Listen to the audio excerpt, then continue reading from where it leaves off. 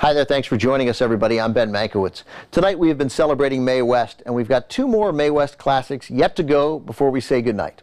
Coming up from 1940, West stars alongside none other than W.C. Fields in a Western comedy from Universal, My Little Chickadee.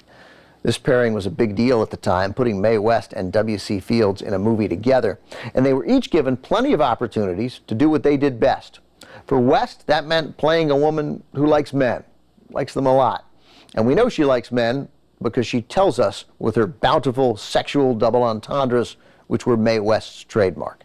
And W.C. Fields, he was the master of the comic con, a bumbling swindler, a hard-drinking egotist. And behind the scenes, egos were front and center. Both stars were accustomed to being the star. Neither felt particularly generous about sharing the spotlight. West and Fields locked horns even before shooting began, going back and forth on the script. West was under the impression she would be the writer. That was part of her deal.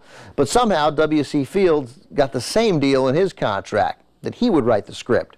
In the end, both West and Fields received a writing credit, with Fields writing his lines and West writing hers and most of the other dialogue. Not surprisingly, there are enough smart one-liners to go around. From 1940, and featuring Dick Foran and Margaret Hamilton, who had just recently completed what is now her most famous role as the Wicked Witch in The Wizard of Oz.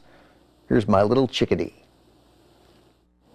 Even years before making My Little Chickadee, Mae West soared to fame behind her quick wit and the sexy double entendres she used to great effect in movies like I'm No Angel and She Done Him Wrong, both of which we presented earlier tonight. But in the years that followed, the Hollywood production code kicked in with a vengeance. Censors with real power went over every Mae West script with disapproving, fun-sucking vigilance. If they felt her lines were too provocative, too much for America's delicate sensitivities, they simply crossed those lines out. And without that edge, Mae West's movies lost much of what made them special. In 1937, Paramount cut Mae West loose, made her a free agent. This was West's first post-Paramount project.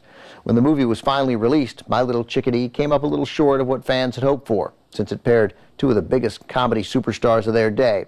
But the film was more than funny enough to become a hit, and it remains today the only time W.C. Fields and Mae West ever appeared on screen together.